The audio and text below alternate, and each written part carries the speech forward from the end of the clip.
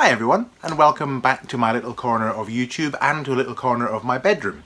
And I'm filming from here today partly because I'm trying out my lovely new tripod, which you can't see because it's behind the camera. And I have filmed from this corner of the room before, but in the past what I've done is I've pulled a very heavy chest of drawers from one side of the room to the other and put my camera on top of it, which meant that well, it was just the biggest pain in the ass ever because it meant it took ages to do, and it was not the most sensible thing to do because it usually made me feel like my back was going to go out because I'm talking a big heavy chest of drawers. But it was the only place that I could put the camera that was suitable, because this room, it really needs decorating, and so I'm not going to show you the rest of the room because I'm just too embarrassed to do that. I'm only showing you this corner because it's the one part of the room where you can't see how undecorated the rest of it is. So anyway, I'm rambling because I just wanted to come back on very quickly. It seems like I've been away for ages. It's only been a week or just over a week.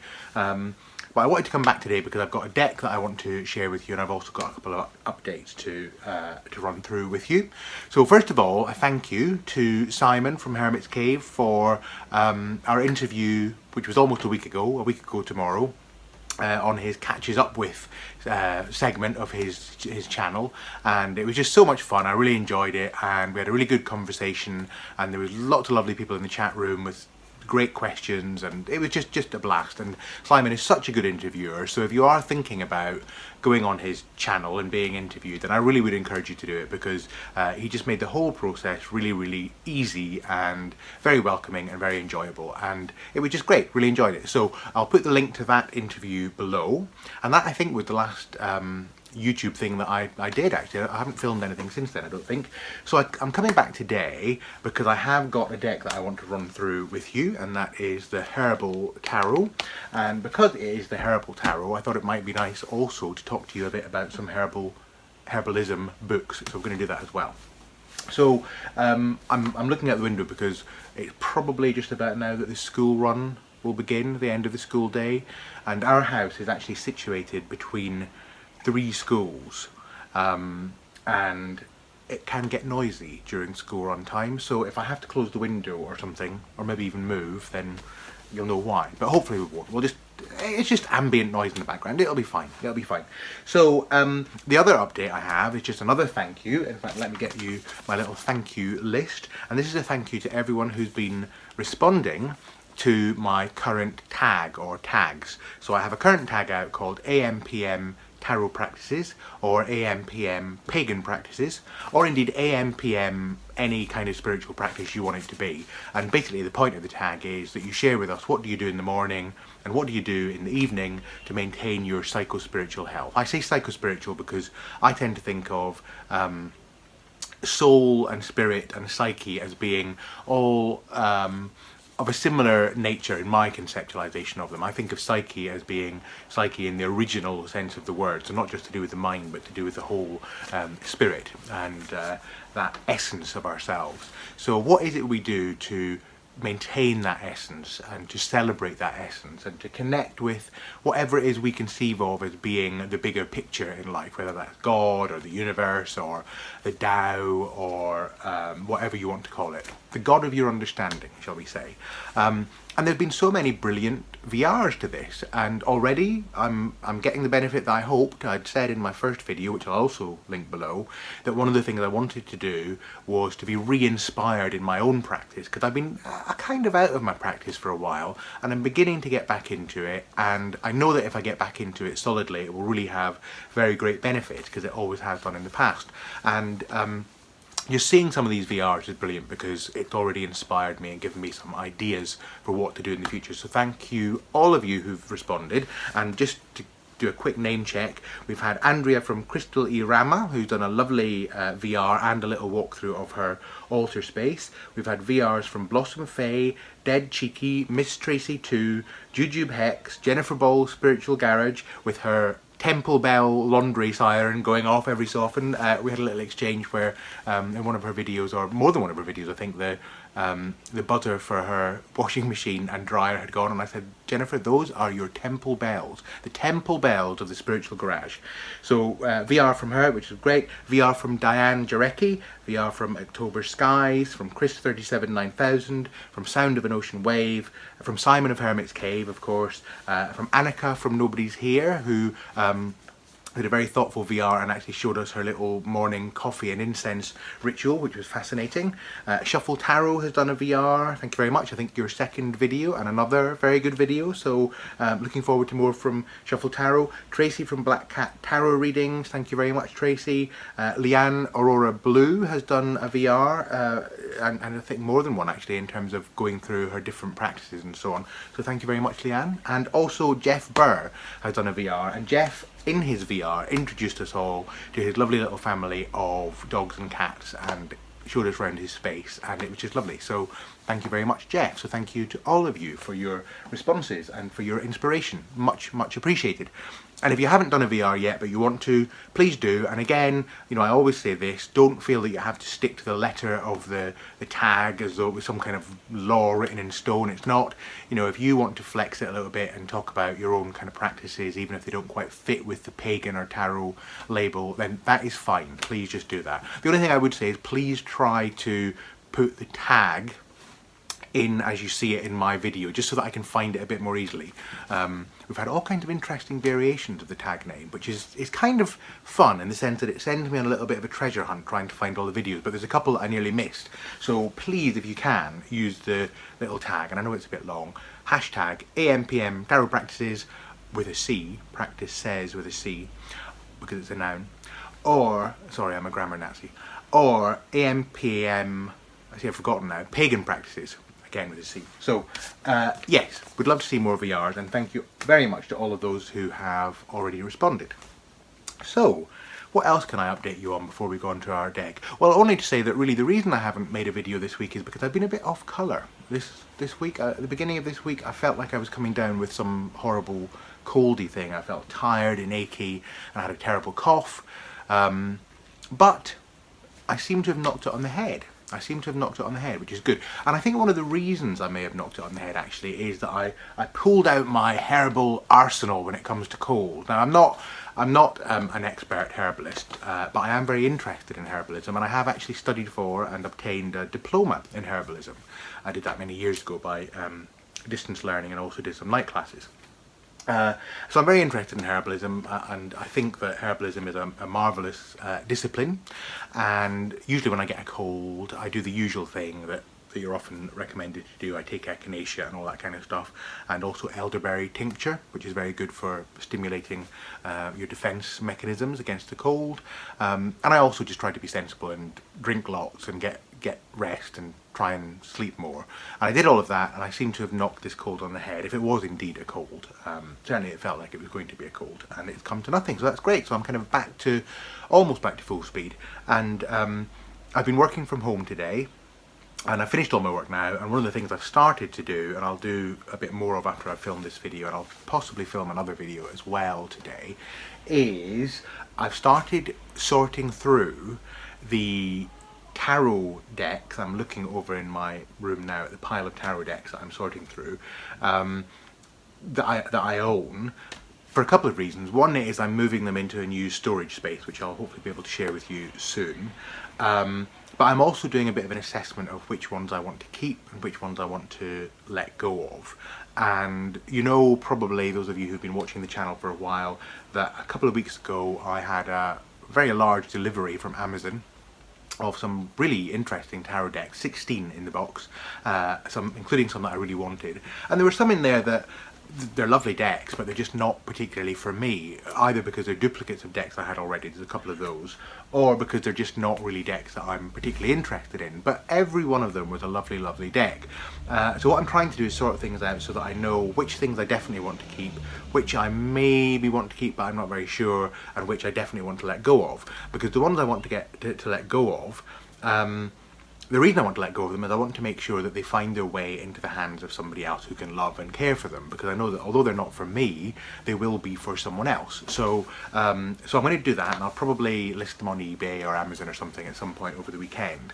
So that's kind of an interesting exercise, because I'm doing that thing of picking up a deck and saying, oh yes, I want to get rid of this, and then thinking, oh, maybe I don't, and then I'm looking through them, and there's a couple already that I've fallen in love with, even though I didn't particularly take to them to start with.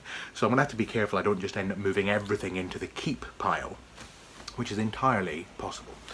So I think that's it in the way of updates. So on to the Herbal Tarot. And speaking of herbal, I'll have a sip of my herbal tea in my little Black Cat Lisa Parker mug, obviously because it reminds me of Maya. Who is around. I haven't seen much of her today, because now that the weather is brightening up, she's going out more, which is good. But she might make an appearance. She usually tries to photobomb my videos. I noticed that she photobombed the interview with Simon. I hadn't actually noticed that during the interview, until actually I realised she must have done, because I could see in the chat room that all these people were typing Maya, Maya, and all these little cat faces and love hearts were appearing, which was lovely. So she'd snuck in behind me when I wasn't looking. Oh, it's yogi tea, so we should have a little statement. Live light, travel light, spread the light, be the light. Sounds like good advice to me. So cheers, everyone. Okay, on to the Herbal Tarot. So I haven't even looked through this myself yet. And by way of background, as I say, I'm interested in herbalism and know a bit about herbalism. And I was aware of this deck because I'd seen it. I'd seen the box, and I'd heard of it, and I knew that people talked about it online. But I actually hadn't seen and haven't seen very many of the card images inside it. And the reason I got it was, at first I wasn't going to get it because my assumption was that it would be herbalism in the sense of magical herbalism, rather than medicinal herbalism. And I don't really know much about magical herbalism, and at this stage I'm not necessarily even particularly interested in learning much about magical herbalism, partly because I don't want to confuse myself between magical and medicinal herbalism. So I know a bit about medicinal herbalism and culinary herbalism, but magical herbalism isn't my forte. So I had assumed that it would be about that. That was my judgment, because it was tarot and herbalism being mixed together. So I thought, oh, it'll be about magical herbalism. And then I don't know who it was, I heard somebody say, or I read somewhere, that actually it's not so much magical herbalism, although that's touched on, but it does actually look at the medicinal properties of herbs. And that piqued my interest, because I thought, well, how do you marry tarot and medicinal herbalism? And also, if I'm honest, I was thinking, can you? Is it a good idea to do that? Because I wouldn't like to think that people are diagnosing themselves medicinally using tarot cards, and I'll come on to that in a second, or prescribing herbs to themselves using a tarot deck. And the reason I say that, again, this is me just building up suspense. I do this now in my videos. I pause and I ramble on because I know that you want to see inside this deck, and I'm just spinning it out to build up the tension. You're probably there fast forwarding, so you miss all this out, which is fine. Anyway, see, this is what happens. I start waffling and then I go off track. And what was I saying? Oh yes, I was saying that I was a bit concerned that people might use this as a diagnosis tool, medicinal diagnosis tool. I think tarot can be used to diagnose psychospiritual issues, but I would be wary of using it, more than wary of using it to diagnose medical issues. And the other thing about herbalism and kind of, if you like, natural therapies that I sometimes have a bit of a concern about is that I think there can be a tendency amongst some of us, and maybe perhaps some, and this is a broad generalization, so please don't take this the wrong way, but I think some in our community, because we operate within a community that places a great deal of emphasis on naturalism and kind of internal truths, there can be a tendency to assume that natural always means better for us. And you see it all the time on the internet, don't you? That, you know, all these posts that go around saying, oh, we should get rid of Western medicine and just do the kind of natural stuff. Now, I'm a herbalist. Well, I'm not a professional herbalist, but I'm a herbalist in terms of an amateur herbalist, in that I study herbalism and all that kind of stuff. But I don't think that natural things are always better than man-made things, because just look at it this way: deadly nightshade is natural. Killer sharks are natural. The destroying angel mushroom, which is a very toxic mushroom, which basically, if you eat it, more or less turns your liver into liquid and will kill you, is natural. Those things are natural, but they're definitely not good for us. And there are things that are not natural, but are good for us, you know, when we need them, like surgery, emergency surgery that saves our lives and so on. You know, most of us wouldn't be here today if it wasn't for Western medicine, because the antibiotics and the operations and the various different medicines that we have kept many of us alive in the face of illnesses that would have killed us without those interventions. Now, that's not to say that there aren't problems with overuse of medicine in many cases. Certainly in some countries worse than others. Of course there are. But that doesn't mean that all Western medicine is bad and all, if you like, all alternative medicine and complementary medicine is good. You know, we need to apply a bit more judgment and discretion and discernment to our thinking in these areas. So, with all of that said, I had a little bit of nervousness about this deck. And then I read that it was written by a herbalist, Michael Tierra, and illustrated by Candice Cantin. And I thought, well, if it's written by a herbalist, he hopefully will know what he's talking about. And I also noticed, or found out, that it's based on the Rider-Waite system. And of course I loved the Rider-Waite system, and so was very happy to see it's still in its shrink wrap. So I got the deck, and as I say, I haven't looked at it because it's still in its shrink wrap, and I probably should have unshrink wrapped it, excuse me. I probably should have unshrink wrapped it before we came on, but it's opening up quite nicely. And so I got the deck, and I also got the book that goes with the deck. I don't know if they come together in any packages, but certainly I got them separately. So this book comes with it, The Spirit of Herbs, a Guide to the Herbal Tarot by Michael Tierra and Candice Cantin. And so I got the deck, and this is the deck, and it comes with its little white book and its little introductory card. And here on this card it says, the path of the herbalist is to open ourselves to nature in an innocent and pure way. She in turn will open her bounty and reward us with many valuable secrets. May the earth bless you. So, lovely little opening statement there. And this is the back of the cards, which is rosemary, I think, if I'm not mistaken. Very nice. And I think what we'll do is we'll just go through the cards. Well, maybe just have a quick look to see what the format of the book is first, and then we'll go through the cards. So in the book we have introduction, herbs and the herbal tarot deck. It says something in here about the spiritual properties of herbs, plant meditations, poisonous, toxic or psychedelic plants. And it has in capitals here a warning, I'm pleased to see: do not take any of the poisonous herbs except as prepared by a reputable herbalist or herb company, which tells me that in here some of the cards have got poisonous herbs in them. And some herbs are poisonous. You know, some herbs are nutritive, some herbs operate as tonics, and some herbs get their medicinal property from substances in them that actually have a poisonous effect, and the dose makes the response. So some herbs we take in such small doses that the poisonous effect doesn't actually cause any harm. Alkaloids and so on, like caffeine for example is an alkaloid. It's a substance within the coffee plant. I think, where does caffeine come from? And tea, it's in tea as well. And it's an alkaloid, and too much caffeine would be harmful, but just a little caffeine acts as a stimulant and can actually have beneficial effects. There's a bit in here about smudging, herbal allies and following your intuition, etc, etc. A bit about elements, as you would expect in tarot. And then it goes through the cards, and what it seems to have is the name of the card, the name of the herb that is associated with the card. So in the case of the Fool, it's ginseng, and it gives the if you like, the English name or the Western name, and then also the botanical name, Panax cincifolium. So it gives you that information, and the planet is associated with Uranus.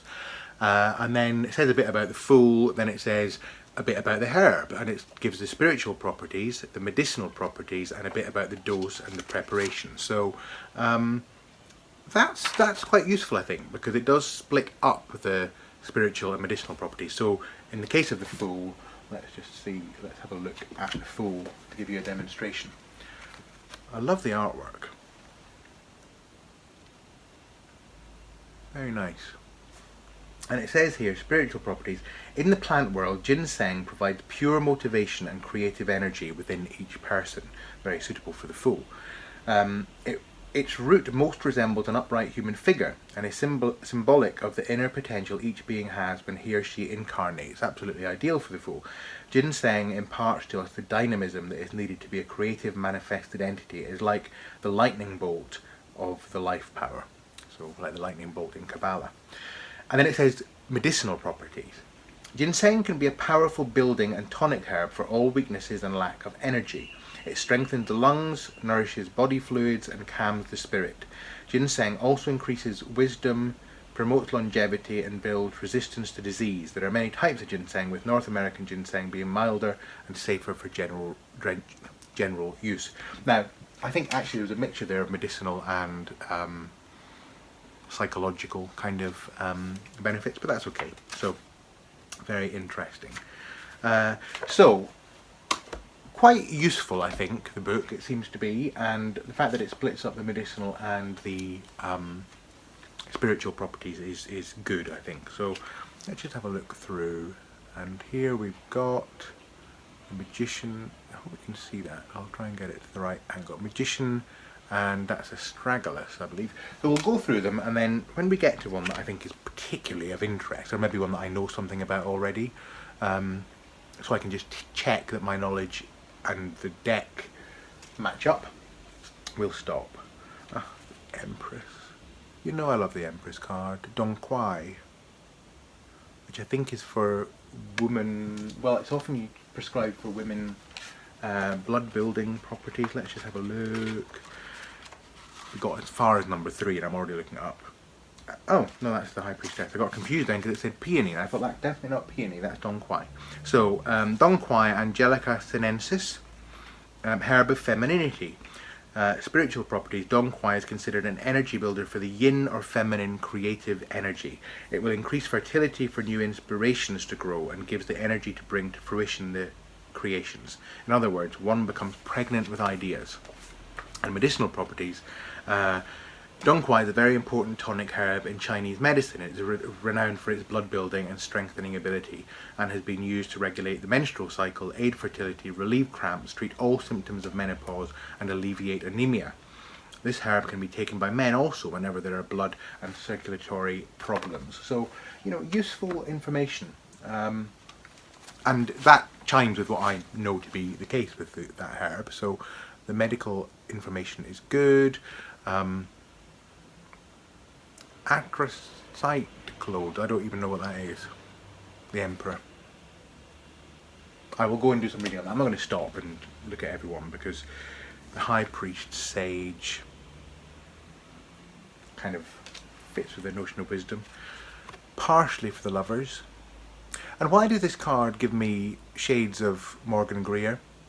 I think it's that 70s porn vibe with the moustache and also the bums, I suppose. Nice card though. Parsley. Very nutritional, nutritive herb, parsley. Chariot. Cypress. Very nice.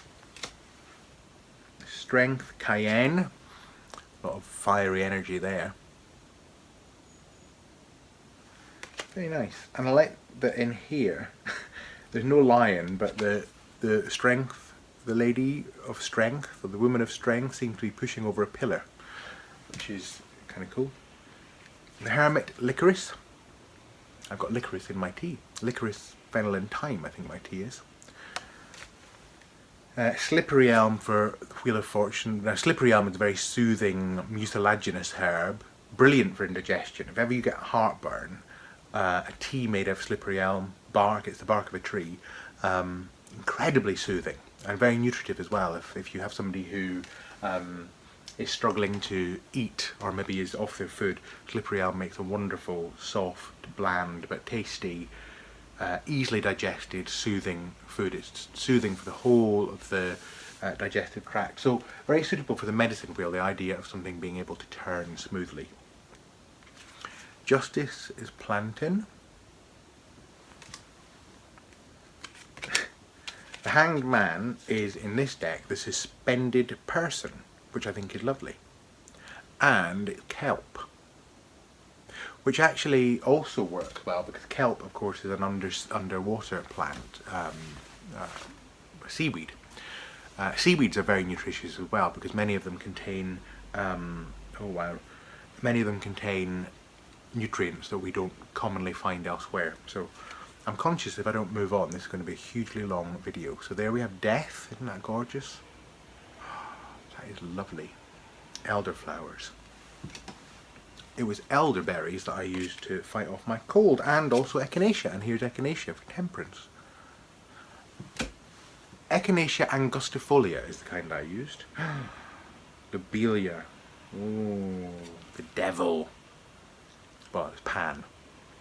Lobelia is good for if you're trying to stop smoking. Lobelia can help with that. Tower is garlic. Many people have a kind of tower-like reaction to garlic, don't they? I just don't like it at all. Skullcap for the herb. I love skullcap. Skullcap is a lovely, relaxing herb. Works quite well as a painkiller, and it can be used to help you sleep. In fact, if you are struggling to get to sleep, if you suffer from insomnia, then quite a useful technique is half an hour before bed, take a dose of skullcap. An hour before bed, stop looking at any screens or televisions or phones or anything. Maybe even turn all the lights off and just go around by candlelight. Remember to turn the candle, blow the candles out, of course, before you go to bed. And then in bed, or before you go to bed, half an hour, take a dose of skullcap, and then maybe another one when you get into bed, and that can help. Let's see what it says about skullcap, because I'm saying these things and I want to make sure that I'm not contradicting what the book says. Skullcap. Herb of meditation. Calms the mind and heart. That's the spiritual properties. Medicinal properties. The herb skullcap relaxes tensions, induces calmness and counteracts sleeplessness. It eases menstrual tension, strengthens the brain, and is useful in the treatment of epilepsy and seizures. I didn't know that. It helps ease and break addictions associated with drug and alcohol. So, very nice. Lemon balm for the moon. Lemon balm is a great calming herb, also good for boosting the mood. So if you're in a kind of moon influenced phase, which can sometimes mean melancholy, lemon balm would work well, I think. Very gentle, but, you know, sunny herb. And there's the sun. Angelica. Golden seal. Judgment. Golden seal has quite strong antibiotic properties. I see golden seal often being recommended as an antibiotic herb, and I don't think people realise how strong golden seal can be actually, so you have to be cautious with it. Comfrey. Comfrey is great for healing. It can heal wounds if applied in a kind of poultice. And you can make a tea out of the leaves. It's recommended not to make a tea out of the root because it contains particular alkaloids which are not good for the liver. But most cultivated comfrey, those alkaloids aren't very prevalent in it, and if you make a tea with the leaves you should be okay, although some people are even cautious about that. So I'm not recommending it, I'm just saying that that's how it's traditionally used. So we're on to the swords now, and we'll move through the minors a bit more quickly. King of Swords, John's wort, of course, great for alleviating depression. Lady Slipper, Queen of Swords. Wild Cherry Bark for the Knight of Swords. And some of these are very recognisably Rider-Waite style images. Dill for the Page of Swords. Ten of Swords, Phaedra. Nine of Swords, Valerian, and of course the Nine of Swords is about night, often thought of as a nightmare card, and Valerian is another herb often recommended for sleeplessness. Slightly more habit forming than skullcap. For sleeplessness I would go for skullcap or passion flower over Valerian actually, but that's just me. Black cohosh for the Eight of Swords. Seven of Swords, Wood Betony. I love these images, they are really pretty. Six of Swords. What I am noticing though is the border. I don't mind the border. Kelly Bayer has trimmed hers. I haven't looked at that video yet, Kelly, but I will. And I can imagine that looks really lovely. This is vervain for the Six of Swords. That's nice. But the border, I thought maybe the borders would be the same for each of the minor cards with each suit, but they're not. They seem to be picking up the image or a colour within the image and using that, but that's fine. So, mistletoe, Five of Swords. Mullein for the Four of Swords. Mullein is a great tonic or support for the lungs. I sometimes will have mullein if I've got a chest cold. And traditionally, if you make a very strong infusion of dried mullein leaves and mix it half and half with milk and drink that, that's meant to be very, very soothing and very good for the lungs. Three of Swords, I can hardly see what that says. Pleurisy root. Passion flower, Two of Swords. And the Ace of Swords is chamomile. Aren't these lovely? We'll keep going. King of Wands, cinnamon. Raspberry leaf for the Queen of Wands. And a lovely little white cat. Aconite for Knight of Wands. Now interesting, the Knight of Wands, it says in brackets underneath it, poisonous herb. So I'm going to just stop here and see what the book tells us about the Knight of Wands, because I'm interested to know what it tells us to do medicinally. If I can find, here we are, Knight of Wands. Aconite, Aconitum napellus, warning, poison. Spiritual properties, the herb may be carried as a talisman to maximize potential and overcome indifference and apathy. Medicinal properties, aconite, also known as monkshood, is one of the deadliest plant poisons known. It is taken either in a minute homeopathic dose or in a specially prepared and detoxified form, aconite preparatum, called fuzi, that is used in traditional Chinese medicine. It is the most yang herb and the most powerful metabolic stimulant known. It is used for coldness, low metabolism, and arthritic and rheumatic complaints.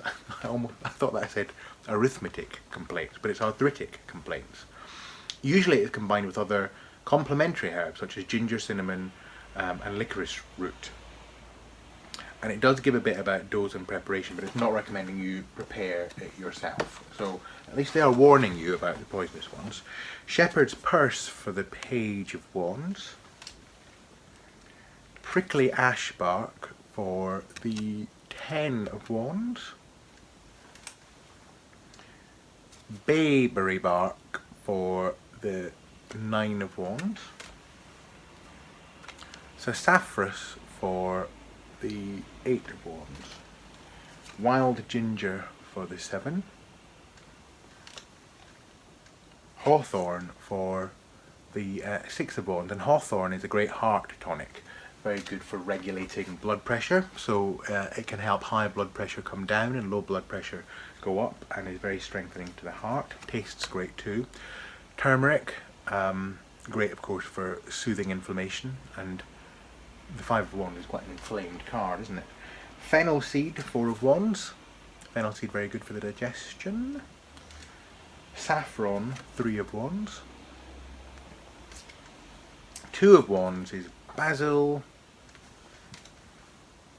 Yarrow, Ace of Wands.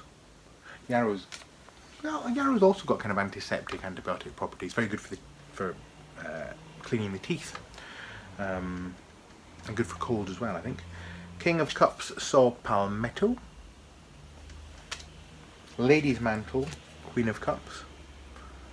If any of you have lady's mantle in your garden will know that it's very difficult to get rid of. It spreads like lady's mantle. I can never say this. Sarsaparilla, Knight of Cups. Damiana, Page of Cups. Ten of Cups is marijuana. You'd be over the rainbow with that amount of marijuana, that's for sure.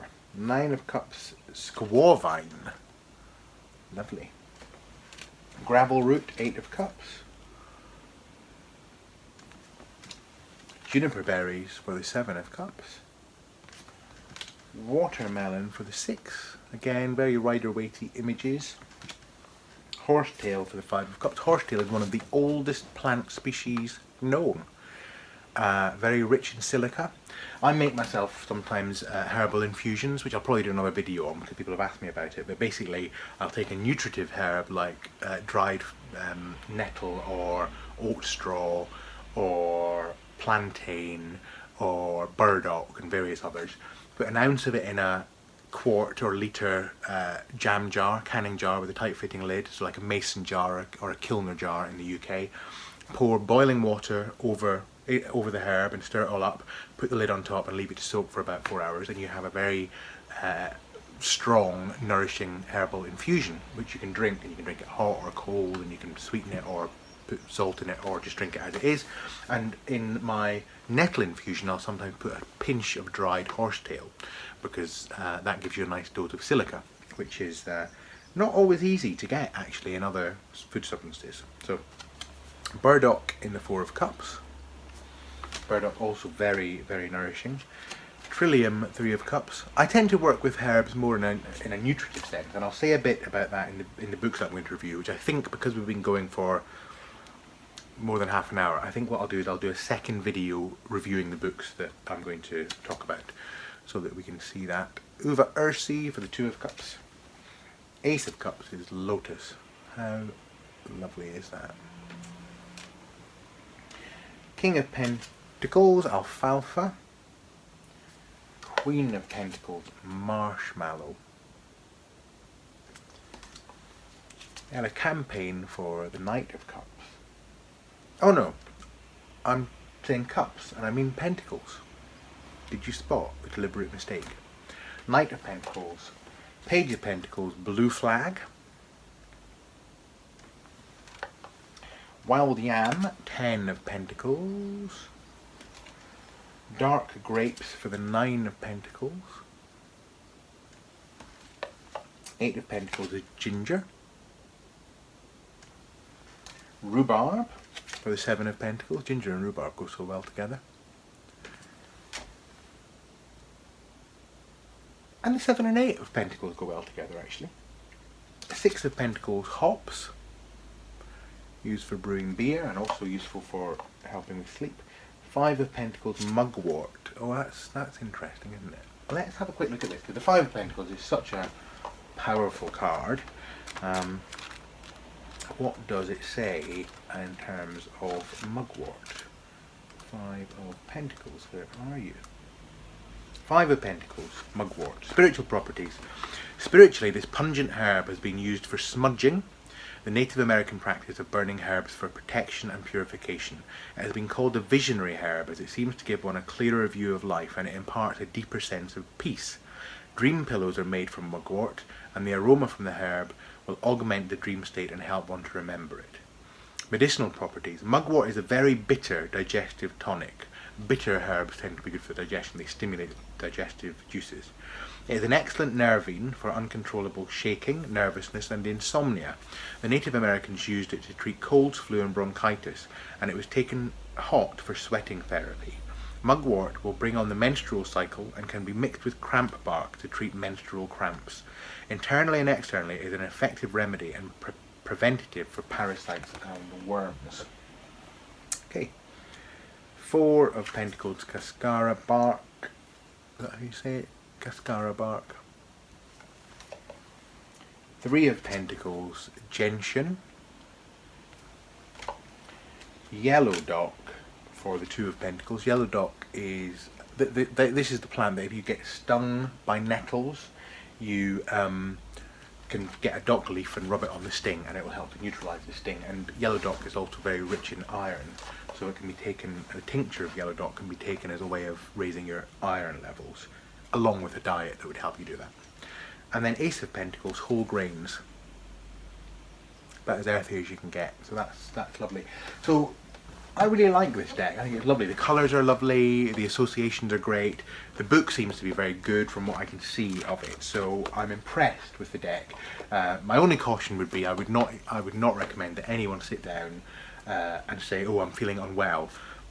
I'll ask the cards what herbs I should be taking, because I'm not sure that that is the it's not that I'm not sure. I know that that's not the best way of diagnosing what herbs to take, but if you're using the herbs in a spiritual sense, if you're using them in a tonic and nutritive sense, then there's something in that. And if you are experiencing an energy that you know is represented by a particular card, then it could be interesting to look at the herb that is recommended, because many of the herbs seem to be about dealing with the energetic scenario that is represented by the card. So do your research, find out what you can and can't take, and always make sure that you take herbs in safe doses. Don't assume that because herbs are natural that they're going to be safe, and that there are no consequences of taking them.